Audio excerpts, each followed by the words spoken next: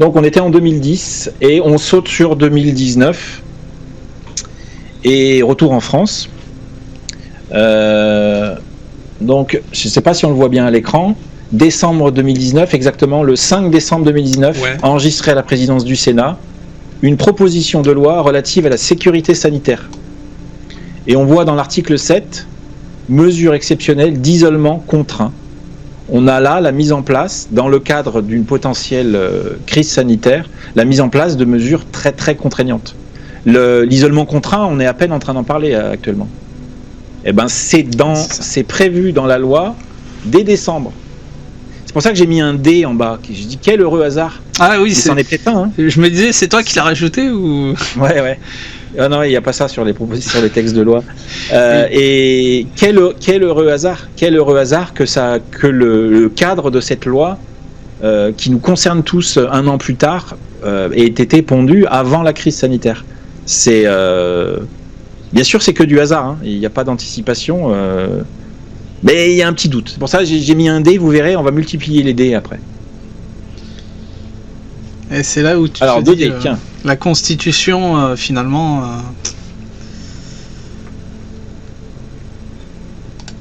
On est là sur un document de la Commission européenne. On est en 2019, donc c'est un document qui a été écrit au moins depuis 2018 et dont la dernière mise à jour date du 3e trimestre 2019. Donc on est pareil, on est quelque temps avant la pandémie. Même si là on n'y est pas lié, c'est un programme de passeport numérique, tout simplement. Et donc on constate que par rapport à ce passeport numérique, il est prévu d'étudier la faisabilité de son développement entre 2019 et 2021, et ensuite il est prévu de le proposer aux citoyens européens en 2022. Autant vous dire que ce truc-là, c'est bien joué de l'avoir développé juste avant, parce que c'est quelque chose qui va être très important et dont on va beaucoup parler. On commence déjà à en parler après le vaccin. Il faudra bien faire la distinction entre les gens vaccinés et non vaccinés, les gens positifs, les gens négatifs, pour permettre ou pas aux gens de circuler, sinon ça n'aura pas de sens. Et ben ce projet-là, ça tombe bien, il est déjà dans les cartons, il était prêt à sortir, il sortira en 2021 certainement, au lieu de sortir en 2022 ou 2023, grâce à la crise sanitaire du SRAS et paillettes. Donc c'est le deuxième hasard dans ma présentation. De toute façon, Fred, je te coupe. Oui. Alors c'est aussi pour le public. Est-ce que tu as vu les nouveaux permis ? Non. Les nouveaux permis de conduire, c'est des cartes à puce. Oui, ok. Donc le flic, quand tu te fais arrêter, il va te scanner, il va te mettre la carte apparemment dans un appareil, dans un scanner. Et il va voir si tu as fait des infractions, combien de points tu as, si tu as fait ceci, cela, si tu as eu des amendes, des trucs. Enfin, c'est hallucinant. Tu vas voir la carte d'identité, ça va y passer aussi. Tu vas voir.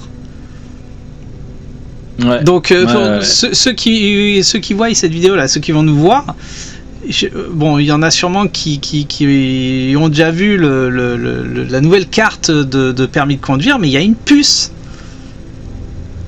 Ça y est, on y est, quoi. Oui, on y est. Après que ce soit une carte, que ce soit le téléphone, on y est. Et on verra après que le projet, c'est de plus près du corps, plus c'est près du corps, mieux c'est. Après ça aussi, c'est logique. Moi, mon permis, j'ai l'ancien, là, le tout rose. Ouais. Je l'ai jamais sur moi, quoi. Je l'ai jamais sur moi.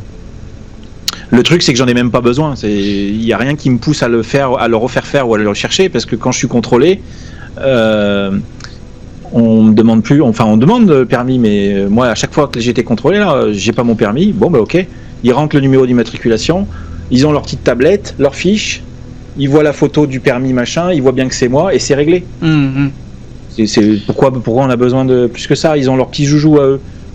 Pourquoi ils veulent nous filer des identifications pour tout ? C'est quand même... C'est là où il faut se poser la question, Fred. On a l'impression que c'est nécessaire, mais ça l'est pas. C'est rendu nécessaire, mais c'est pas nécessaire.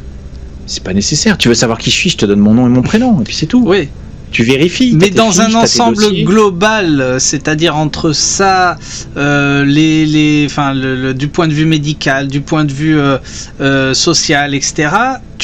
La question qu'il faut se poser, c'est comment ça se fait que l'humain aujourd'hui est contrôlé de A à Z. Sous prétexte de risques qui n'ont jamais été si importants que ça, le terrorisme et là maintenant la crise sanitaire. Ouais. C'est que les prétextes qui sont utilisés, ils arrivent à convaincre un certain nombre de personnes parce qu'il y a du marketing et de la publicité qui est faite là-dessus. Mais sinon, oui, on n'a pas besoin de... Enfin, on peut trouver un juste milieu entre une technologie qui va être de plus en plus invasive et les Amish. Ouais. Parce que il y a un juste milieu entre les deux. La nouvelle génération qui arrive aujourd'hui, pour eux, ça va être quelque chose de normal. Mais nous, quand on voit toute cette évolution, on se dit, mais il y a un truc qui est pas normal. Tu vas à ta banque, t'es fiché. Tu passes un coup de fil, t'es fiché. Tu te mets sur internet, t'es fiché. Tu marches dans la rue, t'es fiché. Parce qu'il faut savoir que maintenant, il y a des caméras de surveillance à reconnaissance faciale. Oui. Voilà, tu fais ceci, t'es filmé, tu fais cela, ils savent ce que t'as fait, tu parles, merci Google, voilà, tu reçois des pubs pendant 3 semaines sur ce que tu as parlé. C'est quand même fabuleux, on vit dans un monde de Walt Disney, mon cher ami. Bah ouais. C'est quand même fabuleux. Film de science-fiction. Donc voilà, là on a encore un truc qui est super pratique pour la crise sanitaire qui a eu lieu après. Et c'était prêt juste avant. Je veux dire, il n'aurait pas fallu que la crise sanitaire elle ait lieu en 2019. Ils étaient pas au point. En plus, il n'y avait pas la 5G qui quand même permet une connectivité entre les objets encore plus accrue. Là, il y a tout qui arrive à point nommé. C'est formidable. Et même avant que la crise se développe. Et encore une fois, il n'y a pas de théorie du complot, là, il y a tout qui est... Encore l'histoire du passeport vaccinal, il n'y a rien de problématique en soi, si ce n'est qu'on peut se dire, mais c'est une priorité qu'on ait tous en Europe un passeport commun. Je veux dire, on se met d'accord sur rien, politique étrangère, économie, on se met d'accord sur rien, et là, on arriverait à se mettre d'accord pour un passeport vaccinal pour tout. C'est d'accord. Alors après, on est d'accord, il y a plein de commissions qui travaillent sur plein de sujets différents. Il y en a qui travaillent sur ça, il y en a qui travaillent sur d'autres trucs. Mais je sais pas, je vois pas en quoi c'est important d'avoir un passeport vaccinal commun dans un monde où on est censé pouvoir accepter ou non, même si c'est pas le cas, mais on a son intégrité physique propre. On devrait pouvoir choisir de ce qu'on nous injecte ou de ce qu'on nous, ou pas quoi. Enfin bref. En tout cas, c'était dans les cartons et ça tombe à point nommé. Ils vont pouvoir le sortir juste plus tôt que prévu grâce aux strass et paillettes. Et là, on est dans la même veine et dans la même continuité. Un truc de ouf. Donc j'ai 3 dés là, 3 paires de dés parce que alors là, c'est le hasard ultime. Alors c'est évoqué notamment dans le film qui a fait beaucoup de bruit là, Hold Up. Ça l'a évoqué, ça a été évoqué en fait depuis le début et c'est légitime. C'est donc ce qu'on appelle Event 201 scénario. Alors pourquoi ça s'appelle Event 201 ? C'est juste on estime qu'il y a 200 virus nouveaux virus qui peuvent sortir à l'année et le 201e serait le virus de trop qui ferait du mal à l'humanité. Voilà pourquoi ça s'appelle Event 201. Donc on a un scénario qui s'est déroulé sur plusieurs semaines, je crois, en tout cas plusieurs jours, qui a fait une simulation complète de l'événement qui a eu lieu en 2020. Enfin, ce qui nous est arrivé en 2020, ça a été simulé 2-3 mois avant. J'ai retiré l'extrait que je voulais mettre en avant. Le scénario se termine au bout de 18 mois, avec 65 millions de morts. La pandémie commence à ralentir en raison de la diminution du nombre de personnes sensibles. La pandémie continuera à un certain rythme jusqu'à ce qu'un vaccin efficace soit disponible ou que 80 à 90% de la population mondiale ait été exposée. Autant vous dire que, on verra après, la solution vaccinale a été choisie dès le début. Dès le début, là dans le scénario, ils disent soit vaccin, soit immunité collective, en gros. L'immunité collective, on a tout fait pour qu'on puisse pas la tester, et on aurait pu clairement la tester quand on sait qu'il y a 1 million de morts.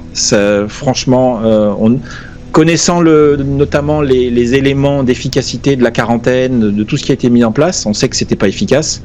Que ce ne serait pas efficace, on aurait pu quand même aller sur cette voie-là, avec, encore une fois, l'idée de juste milieu, plutôt que de tout verrouiller, on mise sur l'immunité collective, mais on le fait tranquillement, en faisant des restrictions, mais en allant tranquillement. Bien sûr. Tranquillement. Là, non, on verrouille tout. Et donc, en plus, 65 millions de morts. Donc la simulation, ok, ils ont choisi 65 millions de morts. Alors ils ont des modèles mathématiques, hein, c'est pas sorti d'un chapeau, hein, même si ça reste un scénario. On est encore dans le scénario de science-fiction là, hein, d'anticipation. Pardon, le micro valse. Voilà, on est encore dans le scénario. On n'est pas dans le. Bien sûr. Ils ont simulé tous les aspects, l'aspect médiatique, parce qu'ils ont simulé, ils ont fait des faux journaux, des réunions, des machins. Enfin, vraiment, ils ont organisé une simulation assez complète. Hein. C'est en anglais, mais je vous invite à aller voir sur le site de. Il y a un site pour l'événement. On a les participants qui sont en bas à droite. Je les nommerai pas. Il y a le Forum économique de Davos. Et à droite, on commence à les connaître. On mettra le lien de toute façon, Fred. Hein. Oui, bien sûr. Et donc là, on a un scénario catastrophe, 65 millions de morts, et on a l'impression qu'ils ont mis en place, sur une maladie beaucoup moins méchante que ce qu'on pouvait croire, des mesures parce qu'il y avait eu ce type de simulation et de scénario d'envisager avant. Et ça se retranscrit dans les propos même de Macron. Macron, sur le deuxième confinement, disait que quoi qu'on fasse, on aurait 400 000 morts. On pourrait avoir jusqu'à 400 000 morts. Au début de l'épidémie, on parlait de 500 000 morts. Mais ces chiffres, ils sortent d'où ? Quand on fait un ratio, les 65 millions de morts que vous avez là dans le scénario, à l'échelle du monde, si vous rapportez à l'échelle de la France, ça fait justement 400 à 500 000 morts. Donc on a vraiment l'impression que ces scénarios du pire, ils sortent pas d'un chapeau comme ça, ils sortent de modélisations mathématiques qui ont eu lieu. Mais normalement, quand on voit que on s'engage pas sur un scénario comme ça, on ne met pas en place les solutions qui sont prévues et qui sont extrêmes et destructrices. Bien sûr. Ça n'a pas de sens.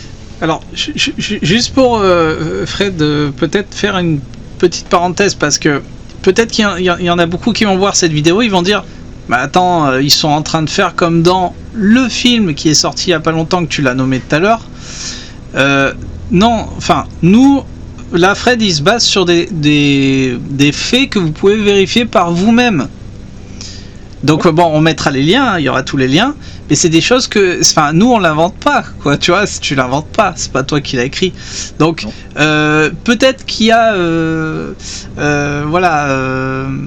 ça ressemble un peu à ce film qui est sorti il n'y a pas longtemps, mais c'est pas notre but là. C'est pas notre but. C'est vraiment d'exposer là ce qui avait déjà été écrit avant. C'est là, on est encore justement, avant. Le reportage dont tu parles, il dure 2h40. Ouais. Et pour moi, il est à l'image de ce qui s'est passé durant cette année. C'est que les choses les plus importantes, les plus contraignantes, ça a été le confinement, ça a été les restrictions, ça a été le masque. Parce que ça aussi, moi j'ai des gosses, masque pour des enfants de 6 ans, sachant que c'est inutile à l'extérieur d'un établissement hospitalier, ça me fout les boules, hein. Franchement ça me fout les boules. Donc ça c'est les vraies mesures contraignantes, mais malgré tout, la plupart de ce qui s'est passé, de ce qui nous a été évoqué dans les médias, comme je disais tout à l'heure, pour moi c'est de la diversion, c'est juste pour faire mousser. Si on fait pas les polémiques sur le remède interdit, si on fait pas les polémiques sur le masque, si on fait pas toutes ces polémiques là, comment tu veux que meubler 1 an de crise sanitaire ? Parce qu'au final il s'est passé quoi ? Il s'est passé autour de nous, la plupart des gens, enfin en tout cas moi c'est mon cas et c'est le cas de la plupart des gens que je connais, On a vu personne tomber dans la rue, foudroyé de telle maladie ou tel machin. Voilà. J'ose même plus le dire parce que ça énerve tout le monde à chaque fois. Mais moi, c'est pareil. Dans mon entourage, j'ai personne qui a chopé ce truc. C'est fabuleux. C'est fabuleux. C'est même encore moins que la grippe.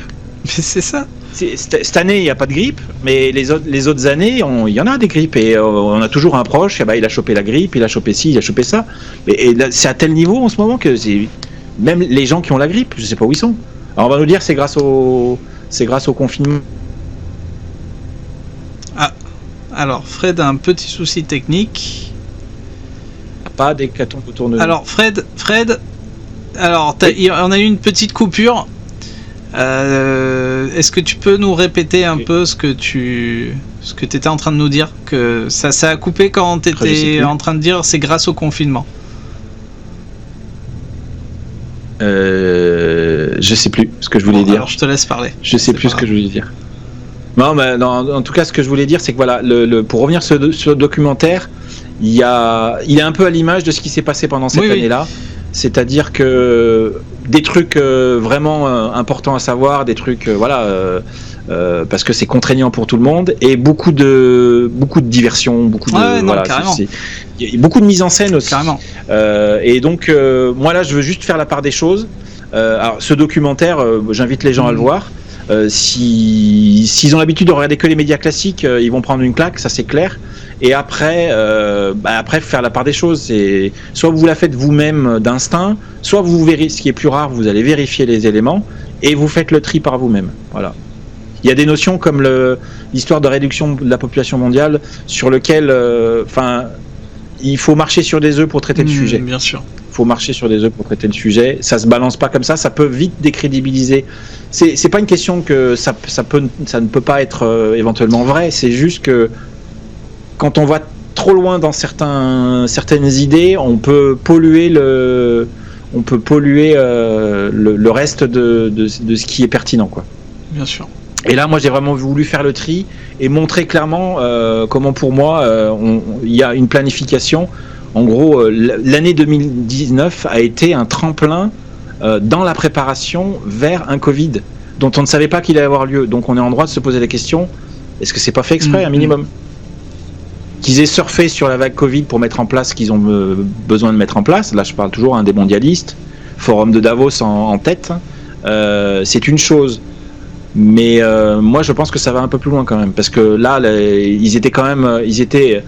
Voilà, on va le voir après. Hein. S'ils ont sorti un vaccin si vite, ils ont anticipé le truc. Et quand on anticipe un truc qui n'a pas encore eu lieu, on a le droit d'être suspicieux sans aucun problème, surtout quand ça concerne des gens, je le répéterai jamais assez, qui ne sont pas démocratiquement élus et qui murmurent à l'oreille de nos chefs d'État.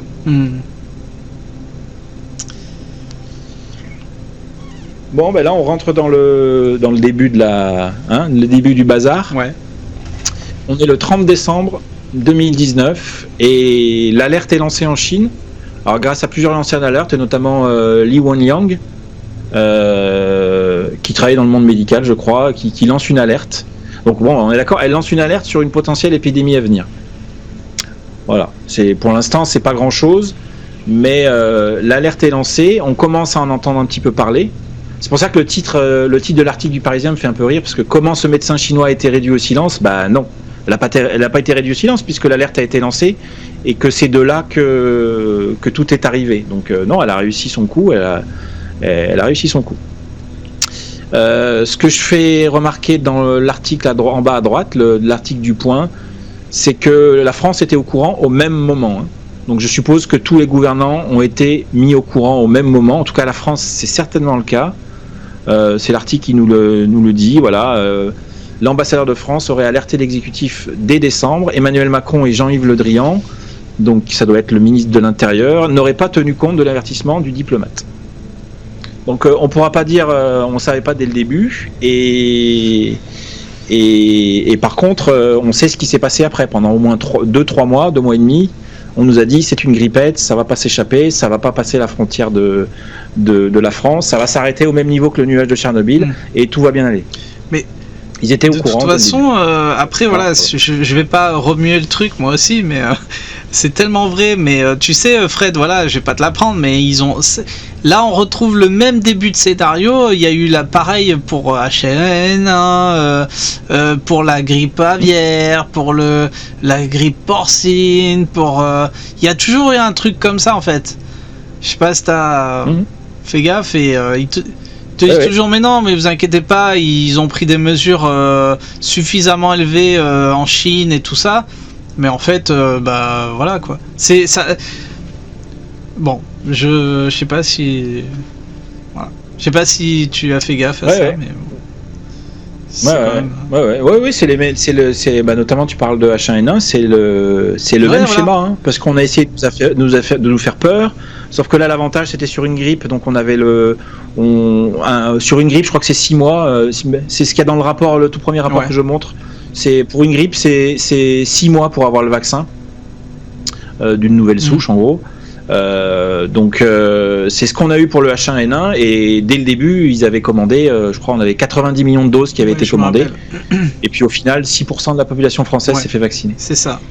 Au passage je rêverais que pour le vaccin contre comment j'ai appelé ça, la potion magique là qui va nous être proposée à tous dans les mois à venir. J'aimerais qu'on soit aussi, il n'y ait que 6% de la population française qui accepte ce truc. Là, encore une fois, hein, ça te fait plaisir au point. Enfin, moi, quand j'en parle autour de moi, mais il n'y a personne qui veut. C'est logique. Là, on sort du cadre du débat vaccinal habituel. On est sur des nouvelles technologies un peu plus immersives. Donc, c'est logique. C'est logique qu'il y ait de la méfiance et de la prudence. Le principe de précaution, on a voulu l'appliquer à un médicament qui avait 70 ans, donc la fameuse potion marseillaise. Potion interdite. On a interdit, voire on a voulu la dégager complètement pour qu'elle n'intervienne pas dans le traitement du SRAS et paillettes, sous prétexte de précaution. Faisons des études d'abord avant de savoir. Les vaccins là, en Angleterre, le vaccin contre le vaccin contre le SRAS et paillettes nouvelle génération là, donc avec de l'ARN, il vient d'être validé aujourd'hui. Il a été validé. D'accord. Il n'y a pas d'études, il y a juste les mecs qui disent notre vaccin est efficace à 95%. D'accord, donc super. On va ok, allez-y. Vous pouvez passer, circuler, il n'y a plus rien à voir. C'est hallucinant quand même. Alors peut-être on s'est un peu avancé parce que tu allais peut-être venir dessus, peut-être vers la fin, je sais pas. On s'est un peu avancé, mais on va revenir dessus de toute façon. Mais bon, oui. on va y aller petit à petit. On va y aller très vite. C'est ça qui est un peu étonnant d'ailleurs aussi. Donc là, on est le 30 décembre. Maintenant, on est le 11 janvier. On est 12 jours plus tard. La Chine qui voulait faire taire ses lanceurs d'alerte et compagnie coopère, nickel, il n'y a pas de souci, et ils ont déjà la séquence génétique du virus, c'est pour ça que j'ai mis trop fort au-dessus. Donc le 11 janvier 2020, ils disent à l'OMS, on a les séquences génétiques du SRAS et paillettes, on vous envoie ça, il n'y a pas de problème, génial. On a torché le truc en 12 jours, on a été super efficace, allez-y quoi. Donc là déjà, il faut faire confiance aux Chinois. En principe, c'est pas trop le truc hein, des Occidentaux de faire confiance à la parole chinoise. Mais là, voilà, non seulement c'est super rapide, dans l'extrait de Dead Zone, il parle du record de séquençage d'un virus, et je crois que c'est 34, il dit 34 jours pour le SRAS. Ah oui. Donc là, c'est du même ordre d'idée, donc génial. Nouvelle maladie, bah génial. On arrive à la séquencer aussi rapidement. Et je fais une petite parenthèse. C'est une chose de séquencer l'ADN d'un virus. C'est une autre chose que d'isoler ce virus.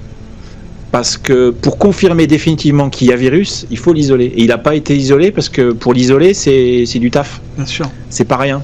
Il y a des maladies sur lesquelles on a galéré à le faire. Sur le virus du sida, je suis même pas certain que ça ait été réellement fait parce que on n'a pas de on n'a pas d'imagerie de ce truc-là. Bref. Je referme la parenthèse, donc voilà. On est seulement le 11 janvier, 12 jours après le truc. Les choses vont très très très vite. C'est ça qui est, ça c'est hallucinant. Ça va très très vite. On a déjà la séquence génétique. Bravo, Monsieur Smith. Bravo, Monsieur Smith. C'est dingue ça. Ouais, ouais. Moi, ça, mettons. Le mec qui s'appelle John Smith, comme dans Matrix. En plus. Non, mais moi j'invite les gens à aller voir cette vidéo que tu as faite parce que c'est formidable. C'est exactement. Moi je me serais cru dedans, quoi. C'est hallucinant. Mais bon. Ouais, c'est clair. On est le 13 janvier 2020, donc 2 jours plus tard. Qu'est-ce qu'on voit apparaître dans les décrets donc on est sur Légifrance, le site des décrets. Je sais pas s'il n'y a pas les lois aussi là-dessus. Bref, on a ce document qui nous explique que on va déclasser, on va classer la. Il faut pas que je me loupe. La potion interdite, on va la mettre comme substance vénéneuse, c'est-à-dire que on pourra plus la prescrire.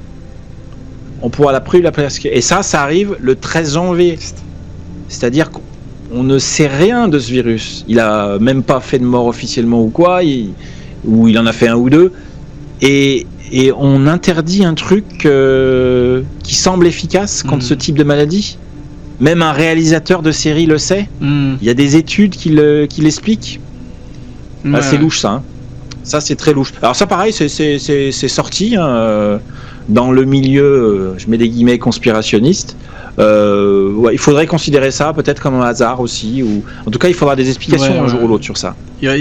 Pourquoi on dégage un traitement qui pourrait être efficace, et quand on sait la polémique qu'il y a eu derrière après, c'est d'autant plus étonnant ce truc. Parce qu'en fait, à partir de ce moment-là, on sait que ce traitement il est hors course. Même s'il fait son cheminement, il y en a qui s'en servent et tout, officiellement, médiatiquement, il est en France, il est mort ce jour-là, quoi. Ouais. Alors que ce soit un hasard, je veux bien, mais il faut l'expliquer. Après, je ne sais pas combien d'années qu'il est en circulation, mais c'est pas grave. C'est pas grave. Voilà. 70 ans. 70 ans. J'en ai sûrement pris en allant en Afrique, je me rappelle plus, mais bref, ouais, il y a des milliards d'habitants qui ont pris ce truc. Mais j'irais même jusqu'à dire qu'il y a dans certains pays, ils s'en servent pour soigner. Mais enfin bon, bref. Bizarrement, les pays comme l'Afrique qui n'ont pas eu de problématique. Ouais. Mais bon, c'est hasard au bout d'un moment. Ah, ça fait beaucoup de hasard. Bon mais moi, s'il y a des gens qui ont à proposer des explications différentes, un cheminement différent de tous ces éléments que je mets en avant, là, peut-être que je me trompe, qu'il y a une autre façon de voir les choses, mais alors mettez un commentaire, n'hésitez pas. Donnez-moi votre scénario, parce que moi je trouve que ça fait beaucoup de trucs qui arrivent juste avant quand même. Merci. Juste avant ou juste au début alors que rien n'est encore lancé. Enfin, c'est bizarre. Ouais. Alerte générale, nous sommes le 23 janvier 2020. 3 villes chinoises mises en quarantaine, donc c'est la province de Wuhan, et c'est 10 millions d'habitants. Donc c'est pas rien, mais à l'échelle de la Chine, j'ai envie de dire, c'est pas bien méchant. C'est pour ça d'ailleurs que dans les différents scénarios qu'on a vus avant, ils estiment que la Chine s'en sortirait mieux. C'est pour ça, parce que voilà, en plus c'est un État très, très autoritaire. Il fait pas les choses à moitié. Voilà, ils ont soudé les portes des immeubles, ils ont tout verrouillé. Là pour le coup, ils ont livré à manger aux gens. Donc là, c'est une quarantaine stricte et très localisée. Donc c'était une province très industrielle qui et le fait qu'elle soit verrouillée, ça a généré beaucoup de problématiques d'approvisionnement dans le reste du monde. Mais c'est déjà derrière nous, quoi. Comme tu disais tout à l'heure, les produits Made in China, c'est bon, ils sont toujours là, ils tournent, on les reçoit. Là, le Made in China, je dirais même qu'il a explosé. C'est fou, hein. Et oui. Bref, c'est un autre sujet. Mais bon. C'est le truc qui pouvait être louche de notre point de vue et qui serait très certainement à fait dire, en tout cas au niveau médiatique, c'était qu'une grippette, c'était pas grave. C'est quand on voit 17 morts, quoi. On se dit 17 morts, ils confinent. C'est un peu le truc. C'était un peu quand je me rappelle, ils sont fous ces Chinois. Nous, ça nous arrivera pas, quoi. Et tout le monde autour de nous, au mois de janvier et même au mois de février, ils me disaient non, mais nous, on sera pas confinés, on n'aura pas des trucs comme ça. Ce qui est logique. 17 morts, ouais, bien sûr. Mais si tu veux, c'est arrivé à une vitesse, leur truc. Ouais. Moi aussi, hein, j'y croyais pas au début. Hein. Je me disais, mais c'est pas possible, ça va pas passer les portes de l'Europe. Bon. Et... On est toujours le 23 janvier. Et ça, pour moi, c'est le...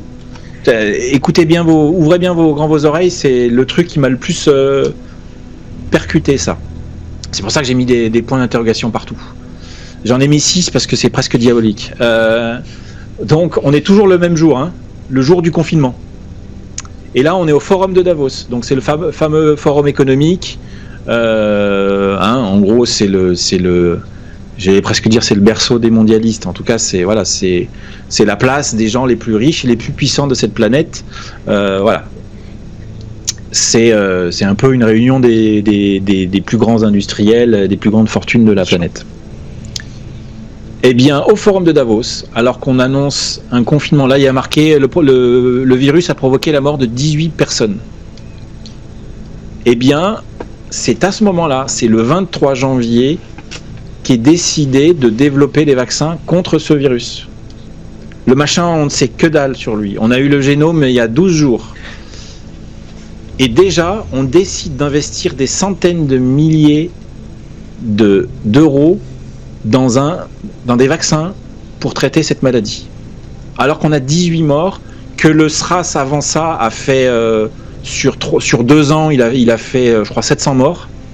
Là, je sais pas pourquoi, ils déclenchent l'alerte générale, ou alors ils ont des infos qu'on n'a pas, et ils investissent à fond les gamètes dans ces vaccins-là. Et là où je les trouve vicieux et où je trouve les médias vraiment complètement en dehors de leurs compétences, enfin de celles qu'on pourrait leur accorder, c'est qu'on nous a parlé de course au vaccin au début. Ça n'a pas duré longtemps, mais ça a duré quelques semaines. On nous disait il y a, je crois que jusqu'à 400 vaccins qui sont en études, en développement. Tout le monde est sur le créneau. On va trouver un vaccin, mais on ne sait pas encore qui va sortir le premier, etc. Il y en a des centaines et des centaines, des anciens vaccins, les classiques, les nouveaux, etc. Je suis désolé, mais quand on regarde le truc là, en fait, au forum de Davos, non seulement ils ont décidé de lancer un développement de vaccins, mais en plus ils avaient déjà ciblé les bio-vaccins, les vaccins ARN modifiés. Donc on voit là, Biotech Inovio, Pharma, Moderna, dont on parle beaucoup. Et ça c'est l'info capitale du truc. C'est-à-dire qu'il faut savoir que tout ce qu'on nous vend aujourd'hui, les vaccins Moderna, etc., efficaces à 94%, 95%, ça a complètement occulté les autres. Mais quand on voit cette information-là, on comprend tout de suite. Oui, parce que ça avait été décidé à l'avance. Donc après, quand tu as investi des centaines de milliers d'euros sur un truc pareil, que en plus ta cote en bourse elle a flambé, derrière il faut qu'il soit efficace le machin. Et les laboratoires aujourd'hui s'autoproclament avoir des vaccins super efficaces, des efficacités qu'on n'a jamais vues, alors que c'est tout nouveau. On n'a jamais testé sur l'homme avant ça. Il n'y a pas de vaccin qui soit sorti de cette technologie pour l'homme. Non, en fait, ils ont décidé qu'ils se lanceraient là-dedans, ce serait tel vaccin, et puis point barre. On verra dans l'autre présentation sur le Grand Reset que tout simplement, ils misent sur les nouvelles technologies partout, dans tous les domaines, et particulièrement dans le domaine médical. Voilà, donc ça c'est une grosse information, alors qu'il n'y a que 18 morts. On lance déjà la course au vaccin et au vaccin biotech en priorité. Et la décision de la communauté européenne de partir sur ces vaccins-là quelques mois plus tard sera exactement calquée sur celle-ci. C'est-à-dire qu'on verra, là on voit Richard Hatchett, lui il est très important, hein, je le vois apparaître partout, Richard Hatchett, Il est même c'était même un des contradicteurs de celui qui a fait le rapport de 2006, qui disait que le confinement, tout ça, c'était inutile. Tu vois. Et ce Richard Hatchett, il a vendu exactement la même sauce à la communauté européenne, qui a dit amen tout de suite, et qui a investi aussi prioritairement dans ces vaccins ARN messagers. Voilà, donc grosse info. On peut vous dire tout ce que vous voulez sur les vaccins. Les dés, ils étaient pipés dès le début, dès le mois de janvier. Ça, c'est... Moi, je suis encore sur le cul de ça. C'est le 18e, en fait. Ça les a tiltés. Le 18e mort, ils se sont dit, oh putain, là, ça craint. 18 morts, on n'a jamais vu ça, 18 morts. Et on va changer un peu de registre, assez parler de la picouse. Alors au passage, je signale que le vaccin, il sera pas forcément une aiguille comme vous imaginez. Hein. Il y en a certains déjà, ils sont prévus, c'est des micro-aiguilles.